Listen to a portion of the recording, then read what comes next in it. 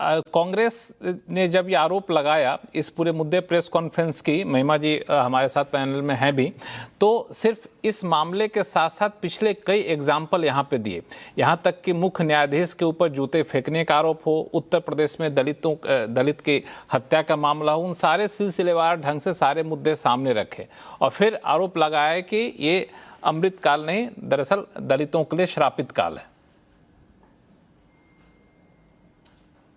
लक्ष्मण जी, अगर मैं इसका राजनीतिक जवाब दूं तो फिर वही कांग्रेस की जो प्रवक्ता है, हालांकि बहुत अच्छी भाषा, अच्छे उच्चारण है उनके, मुझे सुनने में आनंद भी आ रहा था, तो फिर वो डिबेट जरा दूसरी ओर चली जाएगी। मैं कांग्रेस के काल के भी आपको ऐसी घटनाओं का वर्णन करूंगा कि उस समय सुप्रीम कोर्ट के न्यायाधीशों के साथ क्या क्या हुआ। ये तो हर पार्टी अपने अपने समय क्या करती है, लेकिन पहले ये देखिए, किसी भी इतने बड़े अधिकारी ने अगर स्वयं को अपने सर्विस रिवॉल्वर से गोली मार दिया है तो एक हृदय विदारक घटना है। वो ईमानदार थे, बेईमान थे, उस पर हम बहस कर सकते हैं।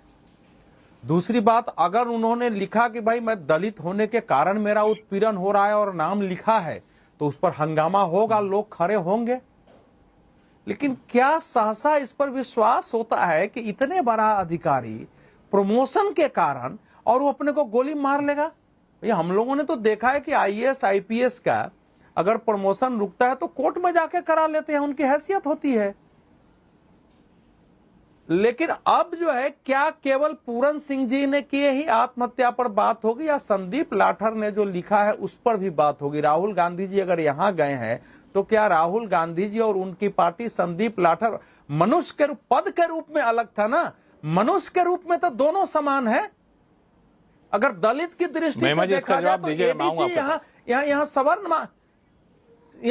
सवर्ण मान लीजिए और एक एएसआई जो अपने को गोली मारा है उसको दलित मान लीजिए, पद के आधार पर तो वो दलित हुआ। अगर वो भी आदमी लिख रहा है, पहले वो आदमी लिख रहा है कि भाई मतलब ये पूरन कुमार जो है भ्रष्टाचारी थे, दुराचारी थे, सिस्टम को जातिवाद के नाम पर हाईजैक किया है और जो सरकार द्वारा कार्रवाई की जा रही है बिल्कुल गलत है और उनके खिलाफ बहुत सारे सबूत हैं, मैं अपने शहादत देकर सच्चाई के जांच की मांग कर रहा हूं, तो क्या परिस्थिति रही होगी जरा कल्पना करिए। ये बताता तो है कि हरियाणा पुलिस के अंदर एक भयानक परिस्थिति कुछ है जो कि सबके सामने नहीं आया है अभी तक। लेकिन अगर हम कोई महिमा जी, आ रहा हूं आपके पास, आत्महत्या करते हुए भी आरोप नहीं, पूरी बात कर रहे, आत्महत्या करते हुए भी आरोप लगाता है, तो चाहे वो विवेकशीलता का नियम है कि जिन पर आरोप लगाया है उसकी भी बात एक बार सुनी जानी चाहिए। एक परिस्थिति ऐसी पैदा हुई और दूसरा आदमी भी अगर गोली मार के ये कह रहा है और सारा बताया कि इन लोगों ने जातिवाद के आधार पर पति पत्नी ने किया है, उनका भी लंबा पत्र है, तो अब यह मामला एक पक्षीय नहीं रहा, मामला दो पक्षीय है। अब जांच होगी तो दोनों ओर होगी, बात होगी तो दोनों ओर होगी। अब मैं सेकंड पॉइंट पर आता हूं। जो आरोप उन्होंने लगाए हैं उसमें अफसरों में 3 दलित अफसर हैं। जरा ध्यान से ध्यान रखिए, जिनके नाम है उनमें एफआईआर, उनमें 3 स्वयं दलित अफसर हैं। हालांकि अब केस में अनुसूचित जाति कानून लगा दिया गया है, लेकिन उसमें 3 दलित अफसर हैं। अब मेरे सामने एक केस आया है कि जब मनोज यादव, जिनका नाम है इस एफआईआर में, डीजीपी थे, तो पूरन कुमार जी ने उनके विरुद्ध पहले schedule caste schedule tribe commission में आरोप लगाया था। उसने जांच की, कहा कि आरोप गलत है, उनको निर्दोष साबित कर दिया। उसके विरुद्ध हाईकोर्ट गए, हाईकोर्ट ने कहा कि नहीं, जांच सही है। फिर ये राष्ट्रीय अनुसूचित जाति अनुसूचित जनजाति आयोग में आए, उन्होंने जांच करके कहा कि आरोप गलत है। फिर ये हाईकोर्ट में गए, फिर वो उसमें एक गलत साबित हुए, तो फिर उसका एफआईआर में नाम है। इसलिए जितना दिखा, मृत्यु तो किसी के लिए भयावह है, वो तो परिवार के लिए बहुत बड़ी घटना है। किसी का इस ढंग से चला जाना परिवार और रिश्तेदारों के लिए, दलित आया है तो दलित नेता लोग खड़े होंगे, लेकिन सच्चाई वो है, वो दिखाई नहीं देती है जो पूरन जी के पत्र में है, जो इस हंगामे से आया है। इसकी एक पृष्ठभूमि है, उस पृष्ठभूमि को देखना पड़ेगा। साथ ही साथ जो नामजद लोग हैं, क्या उनके कैरियर पर कभी कोई ऐसा प्रश्न आया है? तो क्या ऐसा है कि पूरन जी के विरुद्ध कोई ऐसी जांच चल रही थी? कई शिकायत आए थे, क्योंकि अगर लाठर कह रहा है कि बहुत सारी शिकायतें हैं मृत्यु के पहले, तो बहुत सारी शिकायतें आई हैं जिनकी जांच हो रही है। तो वो स्थिति सब सामने आना पड़ेगा। 6 लोगों की एसआईटी गठित हो गई है जांच से, उसकी रिपोर्ट आने दिया जाए।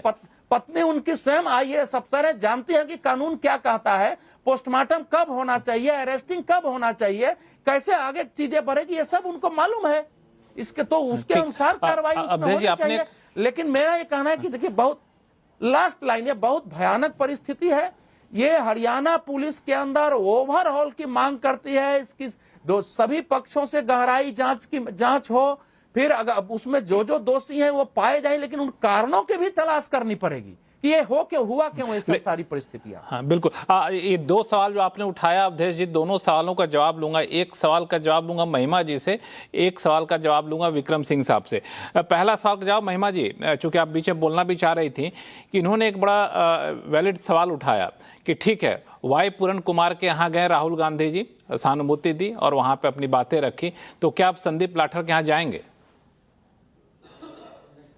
देखिए लक्ष्मण जी, सबसे पहली बात तो एक बड़ा हैरान करने वाला, विचलित करने वाला सवाल है, जिस पर हम सबको ध्यान देना चाहिए और सोचना चाहिए। अभी अभी हमने देखा कि अवधेश कुमार जी ने संदीप लाठर के सुसाइड नोट से पढ़ के कुछ बातें हमें बताई। ठीक, आपने भी देखा, मैंने भी देखा। वो क्यों कर पाए ऐसा? क्योंकि संदीप लाठर का जो सुसाइड नोट है वो सार्वजनिक है। मृत्यु को चंद घंटे हुए हैं और उनका सुसाइड नोट सार्वजनिक है। 8 पन्ने का सुसाइड नोट जो एडीजीपी वाई पूरन कुमार का है, जिनका नाम इस पैनल के ज्यादातर लोग वाई पूरन सिंह बार बार ले रहे हैं, हम एक मृत अफसर का नाम कम से कम मैं समझती हूँ ठीक ढंग से लेना सुनिश्चित वाई पूरन कुमार है, नाम में कोई कंफ्यूजन नहीं होना चाहिए। हाँ।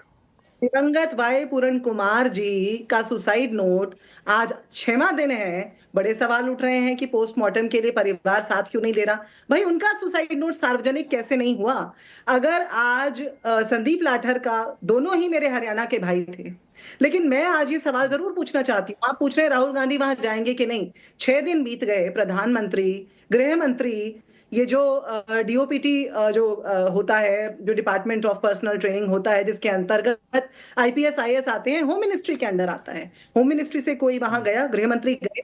भाजपा के कुछ नेताओं ने कल जब जाने के लिए वहां पर कोशिश की, तो अमनीत जी ने एक बड़ा वाजिब सवाल पूछा। उन्होंने पूछा, मेरे पति रिप्रेजेंटेशन पे रिप्रेजेंटेशन देते रहे।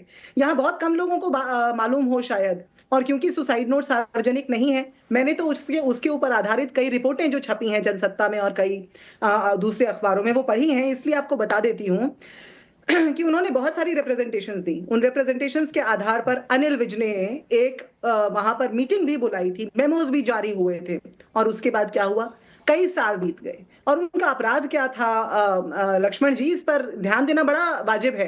2020 में जब किसानों पर गोलियां चलाने का आदेश हुआ, तो हमारे भाई वाई पूरन कुमार ने मना कर दिया। उन्होंने बोला नहीं, मैं नहीं चलाऊंगा। शत्रुजीत कपूर और उनके बीच से वहां से ये जो बात बिगड़नी शुरू हुई, वो उल्लेख करते हैं कि वहां से ये और ज्यादा बिगड़ता चला गया। उन्हें मंदिर जाने तक के लिए प्रताड़ित किया गया, और ये कोई नई बात नहीं है। इस देश के अंदर बड़े बड़े अधिकारी, कोई जज है, कोई SC ST महिमा जी, हमारे, उन्हें मंदिरों में जाने के लिए पहले जात पूछी जाती है। आज भी आप चले जाइए, कुछ दक्षिण भारत के मंदिर हैं, कुछ जम्मू कश्मीर में भी हैं, और मैं आपको बिल्कुल व्यक्तिगत अनुभव से ये बता सकती हूं कि इसी जातिगत व्यवस्था, एक जो कॉन्स्टिट्यूशनल ऑर्डर को चुनौती देती है, इस देश का सोशल ऑर्डर, उसी व्यवस्था के कारण शायद आज जो धम्म चक्र प्रवर्तन दिन आज हम मनाते हैं ना, 14 अक्टूबर को, बाबा साहब बौद्ध धर्म को ग्रहण करने को मजबूर हुए। महिमा जी, मैं एक सवाल आपसे पूछूं, क्योंकि आपने मेरे सवाल का जवाब तो दिया नहीं जो अवधेश जी ने पूछा था कि क्या राहुल गांधी यहाँ पे जाएंगे, संदीप लाठर के घर जाएंगे, क्योंकि उन्होंने भी आत्महत्या की है।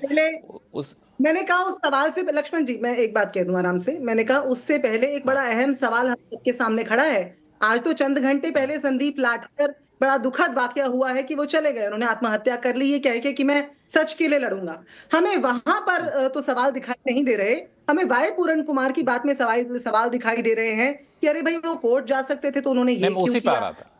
करवा सकते महिमा थे जी, तो मैं उन्होंने उसी पे आ रहा था। आपने जो एक सवाल राहुल उठाया, गांधी ने आपने जो एक पूरी सवाल बात कहा बोली। कि अभी तक सार्वजनिक वाई पूरन कुमार के सुसाइड नोट को सार्वजनिक नहीं किया गया, लेकिन संदीप लाठर के सुसाइड नोट को चंद लक्ष्मण जी, घंटों के मुझे भीतर छोटी सार्वजनिक सी कर एक दिया टिप्पणी गया, करनी तो है। वहां पे आप क्या कहना चाहती हैं? आपको क्या लगता है कुछ वहां पे यहाँ भी कोई आपको साजिश की बू आ रही है? मैं तो एक सवाल खड़ा कर रही हूं। जो प्रशासन संदीप लाठर का सुसाइड नोट बाहर निकाल सकता है, सार्वजनिक कर सकता है, उस प्रशासन ने वाई पूरन कुमार का सुसाइड नोट आज तक सार्वजनिक क्यों नहीं किया? जबकि क्यों तमाम नहीं किया? पत्रकारों के पास अवधेश जी, और तमाम अखबारों के पास, चैनल्स के पास उस सुसाइड नोट की प्रति है, ये मैं आपको बता सकती हूँ। उसके आधार पर रिपोर्टें भी निकाली जा रही हैं। लेकिन संदीप लाठर का सुसाइड नोट बाहर आना सवाल खड़े करता है। आप मानेंगे या नहीं लक्ष्मण जी? हाँ, अवधेश जी और संगीत रागी जी, दोनों लोग आप इस पर जवाब देंगे। अवधेश जी, कुछ आप बोलना चाह रहे थे बीच में। नहीं, हमको जवाब देखिए। संक्षिप्त में। हमको पहली बात तो यह है कि जो महिमा जी बता रही हैं, मैंने अपने जीवन में इतने मंदिरों में मैं जाता हूं, प्रतिदिन मंदिर जाने वाला हूं, कहीं नहीं देखा कि कोई बड़ा वहां का पुजारी पूछ रहा हो कि आप फलाने जात को बाहर जाओ। ये देश में समाज में आग लगाने की जो कोशिश हो रही है आज की स्थिति में, किसी मंदिर में किसी को जाने पर कहीं रोक नहीं है। ये बिल्कुल समाज में आग लगाने के लिए, और एक आईएएस और आईपीएस अधिकारी को मंदिर में जाने पर रोक। आप सोचिए ना कैसे जहर फैलाया जा रहा है समाज के अंदर। इतनी भीड़ मंदिरों में आती है, कहीं किसी का जाति कोई पूछता ही नहीं आज तक। महिमा जी इशारा मैंने करें नहीं कि नहीं, देखा आप अपने गलत बोल रहे हैं। इसलिए पहली महिमा जी नहीं इशारा उनको कर रहे हैं वो कि तो आप इशारा गलत बोल रहे करेंगे। हैं। दूसरा बाबा सुनिए ना, अरे भाई नहीं कैसे आपको लगता है मैं आप एंकर हैं, आप मंदिर में जाते हैं, किसी ने जाति आपकी पूछी है? यहाँ जितने लोग बैठे हैं, इतने मंदिर में लोग जाते हैं, किसी की जाति पूछी जाती है? कभी नहीं होता है। ये तो कभी हुआ, कभी था, वो चीजें खत्म हो चुकी है। गांव में लोग नहीं पूछते हैं अब, और शहर की बात है तो जानबूझ करके समाज के अंदर एक जातीय। दूसरा, अंबेडकर साहब ने जो पहले लिखा है 35 के पहले, उस पर तो बात हो रही है। 35 के बाद उन्होंने लिखा है, उसके बारे में कभी नहीं बात होती है कि उन्होंने 1935 में कहा था कि मैं बौद्ध बनूंगा, और 56 में जाके बने हैं। केवल 52 दिन वो बौद्ध रहे हैं। देखिए देश को मैं बता रहा हूं, केवल 52 दिन अंबेडकर साहब बौद्ध रहे हैं।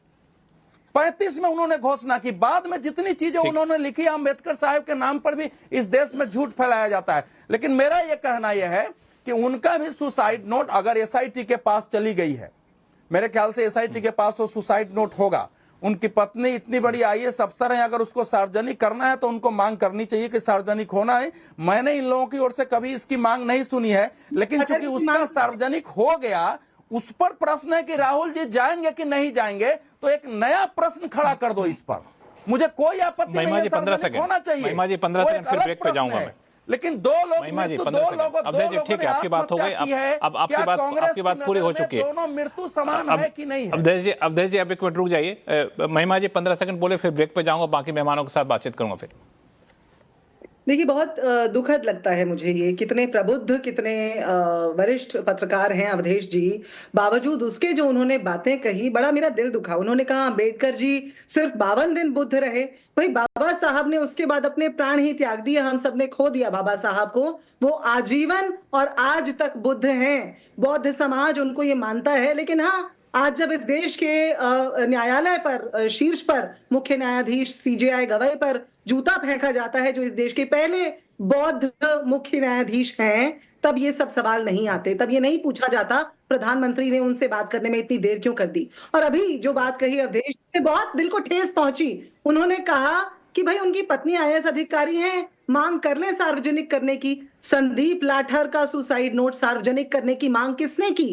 क्या किसी की मांग पर सार्वजनिक हुआ है? किसकी मांग पर वो सार्वजनिक हुआ है? आपने तो पढ़ के सुना भी दिया। आज पहली चर्चा उसके ऊपर हो रही है, और पिछले 6 दिन से चल रही है वाई पूरन कुमार जी की आत्महत्या के ऊपर। ना पोस्टमार्टम होने तक बात पहुंच पा रही है, और ना सुसाइड नोट सार्वजनिक है। और आज जब बात आई, बहुत दिल को ठेस लगी होगी हर दलित को, इस बात सुनने वाले को, और इस देश के हर सोचने समझने वाले नागरिक को। क्या कह रहे हैं इस पे महिमा जी, संगीत रागे जी भी कुछ बोलना चाह